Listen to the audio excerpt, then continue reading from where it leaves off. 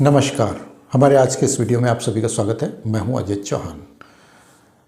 संभल नगरी के प्राचीन इतिहास को लेकर के मैंने कुछ लेख लिखे थे और उन्हीं लेखों को जब मैंने वेबसाइट पर प्रकाशित किया तो करीब 4,500-5 हज़ार लोगों ने उन अलग अलग लेख 4 लेख लिखे थे तो उनको पढ़ा भी है।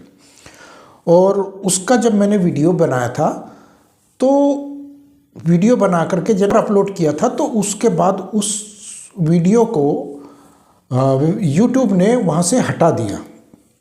पहले तो उसको डिमोनेटाइज किया, उसके बाद उस वीडियोस को ही हटा दिया, उन्होंने डिलीट कर दिया।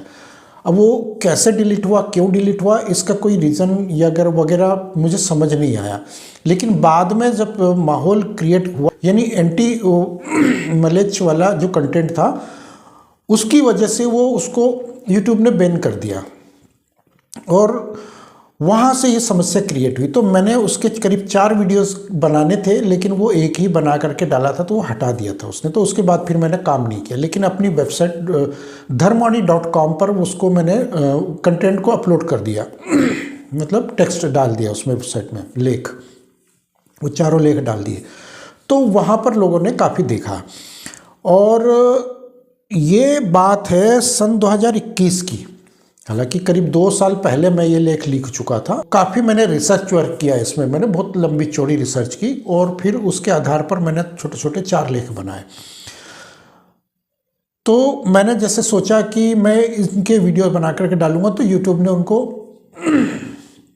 हटा दिया। तो फिर मैंने सोचा कि आगे यदि मैं डालूंगा तो मेरे चैनल पे प्रॉब्लम आ सकती है और मैं वो नहीं चाहता था। फिर तो मैंने उसको फिर छोड़ दिया, त्याग दिया। लेकिन अभी फिर जैसे संभल का माहौल जब बिगड़ रहा है तो ये माहौल बिगड़ने से मतलब अभी जो वहाँ पर फिर रिसर्च वर्क चल रहा है और ASI वगैरह जो कर रहा है वहाँ पर सर्वे वगैरह या जो जैसे चल रही है सिचुएशन वर्तमान की, वहाँ पर जो अवशेष मिलते जा रहे हैं, तो उसको सोच करके मैंने लगा कि इस वक्त ये फिर बना के देखता हूँ एक बार, यदि अपलोड कर दूँगा और यदि ठीक ठाक रहा तो फिर मैं ये वीडियो डाल दूँगा। तो जब ये वीडियो डालूंगा तो हो सकता है कि अब चैनल को कोई समस्या ना आए। तो मैं जैसे कि उसके इतिहास बताने का, वो वैदिक, पौराणिक और फिर उसके बाद अभी प्राचीन इतिहास और अभी हमारा जो है मध्ययुगीन इतिहास, जो अभी मध्ययुगीन मतलब जैसे पृथ्वीराज चौहान का या गौरी गजनी, इनका इतिहास और यहाँ से अभी जो चल रहा है ये सब चीज़ें बताने का प्रयास किया मैंने उसमें। तो मैंने इसकी जो हेडिंग रखी थी वो ये आप देख सकते हैं कि ये अगर दिख रहा होगा इसमें, तो ये जो हरिहर मस्जिद है या हरिहर मंदिर है, इसके बारे में मैंने एक लेख लिखा था। तो हिस्ट्री ऑफ संभल के नाम से ये है। तो देश की राजधानी दिल्ली से करीब 190 किलोमीटर दूर उत्तर प्रदेश में स्थित संभल भले ही किसी समय में भगवान शिव की नगरी और सनातन धर्म के लिए एक पवित्र और प्रसिद्ध स्थान रहा हो, लेकिन वर्तमान में ये भगवान शिव की एक घनी मुस्लिम आबादी वाला क्षेत्र बन चुका है। ये मैंने लेख लिखा था। तो इसी प्रकार से तमाम इतिहासकारों और उनके दस्तावेजों से ज्ञात होता है कि संभल में प्रसिद्ध मस्जिद को आज भले ही जामा मस्जिद के नाम से जाना जाता है, लेकिन वास्तव में वह एक ऐसा मंदिर हुआ करता था जिसका उल्लेख, अस्तित्व हमारे पौराणिक ग्रंथों में हरिहर मंदिर के नाम से आज भी मौजूद है। हरिहर मंदिर के नाम से आज भी वो मौजूद है। तो इतिहास और इतिहासकारों और ऐतिहासिक तथ्यों के आधार पर सुदर्शन न्यूज के संपादक और मालिक सुरेश चौहान के ने भी अपने एक कार्यक्रम में संभल की जामा मस्जिद के कई पहलुओं को उजागर किया था और वही चीज़ जो मैंने आपको बताई। तो संभल में स्थित हिंदुओं की आस्था का प्रतीक हरिहर मंदिर कब और कैसे मस्जिद में परिवर्तित हो गया, इस बात की जानकारी के तौर पर अगर हम इतिहास में जाएं तो पता चलता है कि इसको बचाने के लिए वैसे तो कई हिंदू राजाओं और मुस्लिम आक्रांताओं के बीच छोटे बड़े युद्ध हुए, लेकिन जो सबसे निर्णायक युद्ध हुआ वो था अफगान से आए मुस्लिम आक्रांता मोहम्मद गौरी और पृथ्वीराज चौहान के बीच का एक भीषण युद्ध, जिसमें मोहम्मद गौरी ने जीत हासिल की और अपने कब्जे में ले लिया इस क्षेत्र को और इस मंदिर को। ऐतिहासिक तथ्य बताते हैं कि इस युद्ध में और उसके बाद भी मंदिर के अस्तित्व को बचाने के लिए लाखों हिंदुओं ने अपना बलिदान दिया। हालांकि पृथ्वीराज चौहान की हार हो गई और ये इस पर कब्जा कर लिया उस मोहम्मद गौरी की सेना ने, लेकिन उसके बावजूद आसपास के क्षेत्रों के जितने हिंदू थे, हिंदू राजा छोटे मोटे या जो भी थे, वो उन लोगों ने अपनी सेना गठित की, लोकल जो लोग होते हैं जैसे कि, तो उन लोगों ने फिर वो वहाँ पर उस मस्जिद के लिए उस मंदिर को इनके कब्जे से छुड़ाने के लिए बहुत बड़ा मतलब अपनी आहुति दी और हजारों लाखों की संख्या में वहाँ पर वो मारे गए थे। लेकिन उसके बावजूद वो सफल नहीं हो पाया।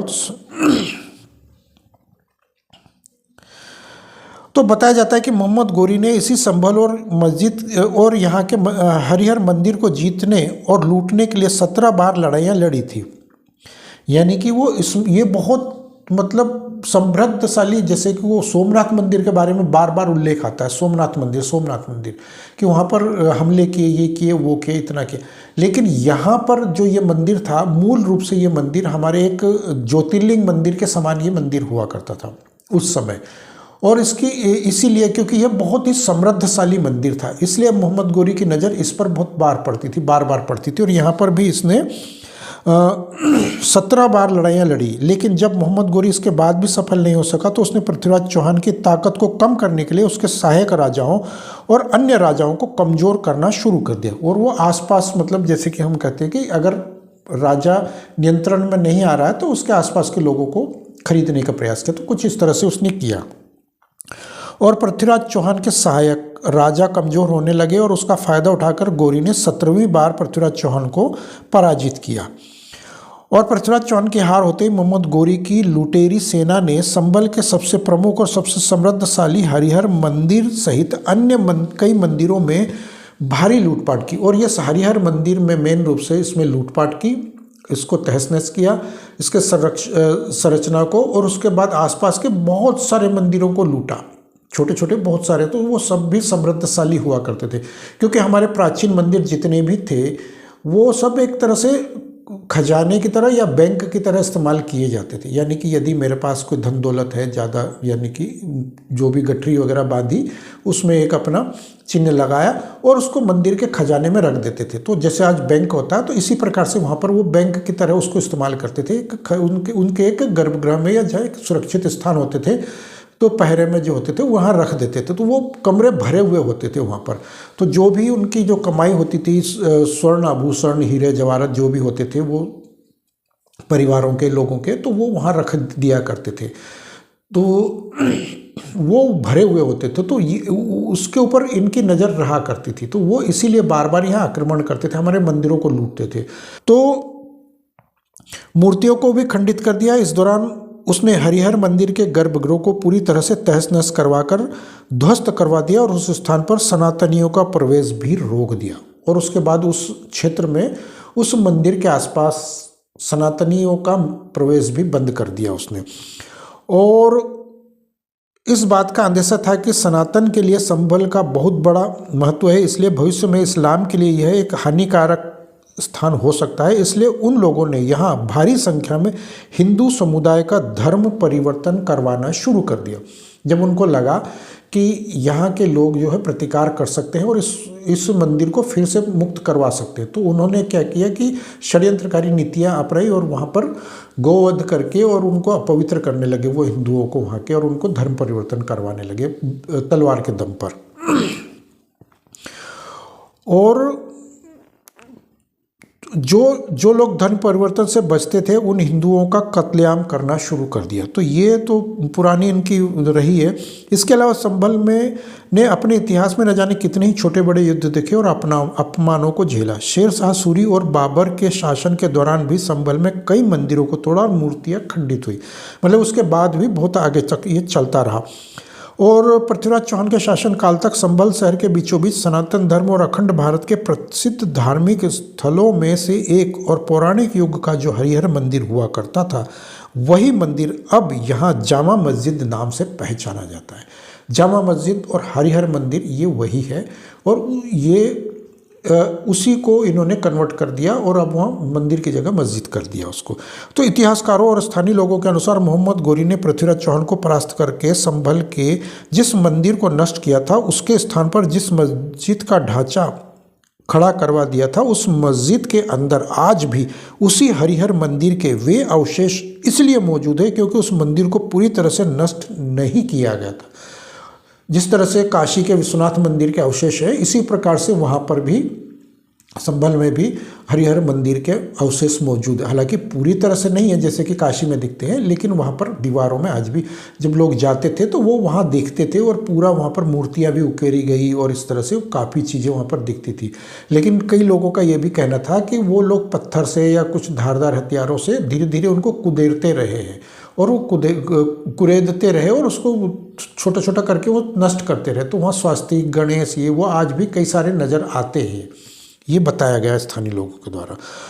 तो उस मंदिर की मुख्य इमारत के मात्र शिखर को ही नहीं तोड़ा, बल्कि उसके ऊपर गुंबद बनाकर उसको मस्जिद का आकार भी दे दिया। और वो मंदिर का जो शिखर हुआ करता था उसको तोड़ करके, गिरा करके उसको गुंबद बना दिया।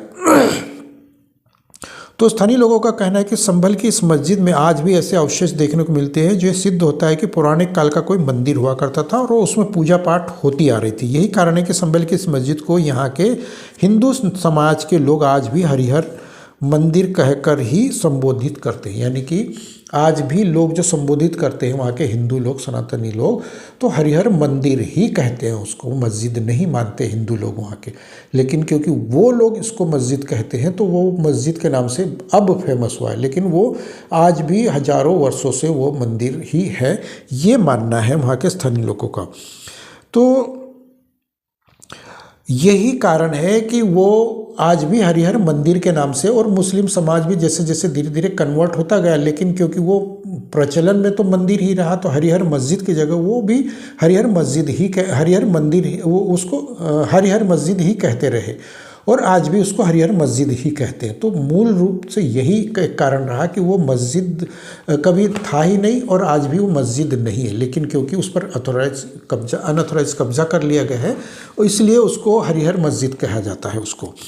तो दरअसल जब पृथ्वीराज चौहान के मित्र और महामंत्री चंदू बरदई ने जब पृथ्वीराज चौहान को बताया कि शास्त्रों के अनुसार संभल में इसी स्थान पर भगवान विष्णु का अवतार होने वाला है, तब पृथ्वीराज चौहान ने इस स्थान को अखंड भारत का एक धार्मिक और पर्यटन स्थान बनाकर यहाँ अनेकों प्रकार के विकास कार्य किए थे। यानी चंदू बरदई ने, जो उनके मित्र थे, सहयोगी थे, तो उन्होंने जब बताया पृथ्वीराज चौहान को कि यहाँ पर भगवान विष्णु का अवतार होने वाला है, तो पृथ्वीराज चौहान ने फिर इस संपूर्ण संभल क्षेत्र को विकसित क्षेत्र बनाया, पर्यटन के हिसाब से बनाया, एक धार्मिक पर्यटन क्षेत्र बना करके उसको विकसित किया था और वहाँ पर भगवान विष्णु का एक मंदिर स्थापित करवाया था। बाद में उसको जो है मोहम्मद गौरी की सेना ने उस मंदिर को भी लूट खसोट करके तोड़ ताड़ के हटा दिया था, लेकिन फिर देवी अहिल्याबाई ने उस पर फिर से एक मंदिर बना करके खड़ा कर दिया था। और वर्तमान में जो कल की मंदिर है वो मंदिर उसी स्थान पर है जहाँ पर पृथ्वीराज चौहान ने मंदिर का निर्माण कराया था। तो इस स्थान को अखंड भारत का धार्मिक और पर्यटन स्थान बनाने के लिए उन्होंने कार्य किया था, जिसमें सबसे प्रमुख हरिहर मंदिर का जीर्णोद्धार सहित अन्य अनेकों प्रकार के कुएं, तालाबों का निर्माण करवाया। इसके अलावा पृथ्वीराज चौहान ने इसको सैन्य छावनी बनाकर संभल को अपने राज्य की एक छोटी राजधानी के तौर पर भी विकसित किया था। तो पृथ्वीराज चौहान ने इसको एक सैन्य छावनी के रूप में विकसित किया था और इसको एक अपनी छोटी राजधानी के तौर पर भी विकसित करके रखा हुआ था, और यहाँ पर वो विश्राम भी किया करते थे और आते जाते हुए उस मंदिर में मत्था टेकते रहते थे पृथ्वीराज चौहान। और चौहान के बाद अखंड भारत पर मुगलों के आक्रमणों का दौर चल रहा था और उस समय को लेकर के आज़ादी तक भी संभल को सामरिक दृष्टि से महत्वपूर्ण माना जाता था। आगरा और दिल्ली के निकट होने के कारण यहाँ कई प्रकार की सामरिक और राजनीतिक षड्यंत्रों की उथल पुथल मची रहती थी, और ऐसे में हर राजा और राज्य के लिए संभल का सामरिक महत्व बढ़ जाता था, क्योंकि वो सैन्य छावनी के तौर पर विकसित कर दिया था। तो उसके पृथ्वीराज चौहान के बाद भी ये सैन्य छावनी में ही बदलती रही, और कभी मुगलों के शासनकाल में उन्होंने अपना आधिपत्य कर लिया, कभी हिंदुओं के काल में होता रहा। तो यहाँ पर वो लड़ाई चलती रहती थी हमेशा, ये बताना है। तो इसके अलावा संभल के लोगों का कहना है कि कुछ तो स्थानीय लोगों ने और कुछ यहाँ के स्थानीय प्रशासन और प्रदेश की सरकारों ने यहाँ की कई ऐतिहासिक और पौराणिक काल की अपनी ही धरोहरों को संवारने के प्रति उदासीनता और लापरवाही को उजागर किया है। स्थानीय लोगों का, हिंदू समाज का, हिंदू संगठनों का और वहाँ के जो मूल कट्टर हिंदू सनातनी लोग हैं, उनका ये कहना है कि कुछ तो प्रशासन ने, कुछ सरकारों ने और कुछ गैर हिंदू लोगों ने यहाँ पर जो कब्जे कर रखे हैं और प्रताड़ित करते हैं हिंदुओं को और उनको यहाँ से निष्कासित करने के हर संभव प्रयास वो करते रहते हैं, जिसके कारण यहाँ पर अनथराइज कब्जे हो गए हैं और वो जो प्राचीन अवशेष मंदिरों के किले बावड़ी या जो भी है उनको धीरे धीरे यहाँ से नष्ट कर दिया गया है। जबकि आज भी ये पौराणिक क्षेत्र और ऐतिहासिक महत्व के रूप में प्रदेश में नहीं बल्कि संपूर्ण संसार में महत्वपूर्ण है। और ये वो क्षेत्र है जहाँ पर कई प्रकार के ऐसे अवशेष प्राप्त होते हैं। हरिहर मंदिर, हरिहर जो क्षेत्र है उस मंदिर का जो तथाकथित आज मस्जिद के रूप में है, वहाँ के आसपास करीब 2, 3, 4 किलोमीटर 5 किलोमीटर के दायरे में जो हिंदू आबादी प्राचीन काल से रहा करती थी, उन्होंने अपने जो घर गृहस्थी उनकी थी तो वो धन वगैरह गाड़ के रखते थे ज़मीन में, जैसे हमारे गांव देहातों में होता है, इसी प्रकार से वो गाड़ करके रखते थे। और आज भी जब वो जब घर वगैरह की नींव खोदी जाती है या घर वगैरह बनाए जाते हैं, वहाँ पर कोई खुदाई वगैरह चलती है तो वो खजाने कई बार निकले हैं ऐसे। किसी को छोटा खजाना मिला, किसी को बड़ा मिला, तो वो सोने चांदी के आभूषण मिले, उनको सिक्के मिले और इस प्रकार की कई सारी चीज़ें मिली है वहाँ पर। तो कई बार जैसे 40-45 साल पहले की कुछ खबरें ऐसी है जो ये बताती है कि वहाँ पर कभी किसी के घर मिलता था, कभी किसी के, जब वो मकान बनाने की तैयारी करते थे या कुछ रिसर्च वर्क या खुदाई वगैरह होती थी तो वो मिलते थे, अवशेष भी मिलते थे, मिट्टी के खिलौने बर्तन वो प्राचीन काल के मिलते थे, बहुत प्राचीन, और खजाने भी मिलते थे उनको, सिक्के वगैरह, कभी 2 सिक्के, कभी 10 सिक्के, कभी 100 सिक्के, कुछ इस तरह के मिलते रहते थे वहाँ पर गड़े हुए, या वो बहुत गहराई में जैसे कि 5-7 फीट, 10 फीट, 12 फीट में ऐसे मिलते रहते थे उनको। तो ये खबरें पहले प्रकाशित होती थी और लेकिन अब वहाँ पर जो है वो पूर्ण रूप से जब उन लोगों का कब्जा हो गया तो उन्होंने वहाँ पर वो जो जिस प्रकार से भी अपना कब्जा करके रखा हुआ, उससे ऐसा लगता है कि अब ये वहाँ पर अब कोई ऐसे अवशेष मिलना मुश्किल है, क्योंकि जो अवशेष अब बावड़ी जैसे मिली है अभी, या जिस प्रकार से और भी क्षेत्र में कुछ जैसे बात चल रही है, खुदाई चल रही है, जो रिसर्च वर्क चल रहा है वहाँ पर ASI द्वारा या जो भी चल रहा है, तो वो अब वो प्राचीन जैसे 68 तीर्थ, 18 कुएं और इस तरह के जो वहाँ पर बने हुए हैं, वही चीज़ जैसे कि 3 कोनों में संभल के उस हरिहर मंदिर के 3 कोनों में 3 शिव मंदिर स्थापित है और किसी में 4 भी बताए जाते हैं। तो वो स्वयं ब्रह्मा जी के द्वारा स्थापित ये वो जो हरिहर मंदिर है, मुख्य रूप से हरिहर यानी कि भगवान शिव और हर यानी कि भगवान विष्णु और भगवान शिव, हरि और हर, इन दोनों का मिलके वहाँ पर वो मंदिर उस नाम से जाना जाता है। जैसे कि उज्जैन में हरिहर जो संदीपनी आश्रम में एक मंदिर है, उसको भी हरिहर मंदिर के नाम से पहचाना जाता है। तो वो भी भगवान विष्णु और भगवान शिव से संबंधित मंदिर है, वो उसी काल का है जब भगवान कृष्ण से मिलने शिव जी वहाँ जाते हैं संदीपनी आश्रम में। तो यहाँ पर भी कुछ इसी प्रकार का हमें जो साक्ष्य मिलता है या जो हमें ऐसा लगता है कि यहाँ पर भी हरिहर मंदिर है। तो संभव है कि कल्कि भगवान का अवतार यहाँ पर हुआ था पिछले चतुर्युग में, तो यहाँ पर भगवान शिव आए होंगे भगवान विष्णु से यानी कि भगवान कल्कि से मिलने के लिए, तो उसी के आधार पर यहाँ पर हरिहर मंदिर की स्थापना हुई होगी। और जैसे कि संदीपनी आश्रम में हुआ उज्जैन में, तो यहाँ पर भी वही चीज़ मुझे लगता है कि कुछ ऐसा है। इसके अलावा अगर हम देखें तो यहाँ पर कल्कि का अवतार या तो अभी आगे फिर होने वाला है, जैसे कि अभी ये चल रहा है तो इसमें होने वाला है, तो एक तो ये भी एक आभास यहाँ पर हमें होता है। तो जो भी हो, इसका जो प्राचीन इतिहास है वो यही है कि स्वयं ब्रह्मा जी के द्वारा ये मंदिर की रचना की गई है, स्थापना की गई है, ऐसे हमारे प्राचीन ग्रंथों में मिलता है। अब बाकी जो है वो प्रशासन पर और सरकारों पर निर्भर करता है कि वो इसको किस प्रकार से लेती है, किस दृष्टि में रखती है और क्या देखती है और क्या निर्णय लेती है। और जिस प्रकार से योगी आदित्यनाथ जी ने इस पर अब अपनी इच्छा जाहिर की है और वो जिस प्रकार से उनके कड़े तेवर है, उससे ये लगता है कि अब ये हिंदुओं को मिलने की संभावना है। लेकिन क्योंकि केंद्र में जो सरकार है वो बिल्कुल इसके विपरीत है, तो कहीं ना कहीं हमें यह आभास होता है कि केंद्र और राज्य के बीच अब एक बहुत बड़ी जो है लड़ाई ठनने वाली है, इसी क्षेत्र को या इसी चीज़ को लेकर के, इसी विषय को, इसी मुद्दे को लेकर के भी ठन सकती है।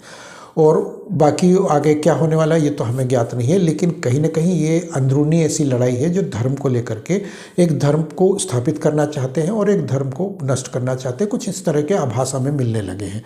तो अब देखते हैं कि आगे क्या होता है, ये तो भविष्य के गर्भ में छुपा हुआ है। तो भगवान कल्कि से हम प्रार्थना करेंगे कि यदि वो फिर अवतरित हो रहे हैं तो वो इसी संभल में हो जाए, ताकि हमें फिर से ये सारी हमारी जो धरोहर है दोबारा से प्राप्त हो जाए और इनका जीर्णोद्धार फिर से हो जाए और हम फिर से धन्य हो जाए। तो ये थी मेरी आज की जानकारी और मेरे ये विचार। यदि आप लोगों को मेरी ये जानकारी और विचार पसंद आते हो तो कृपया कमेंट बॉक्स में मुझे ज़रूर बताएं। तो मिलते हैं अगले वीडियो में, तब तक के लिए जय श्री राम।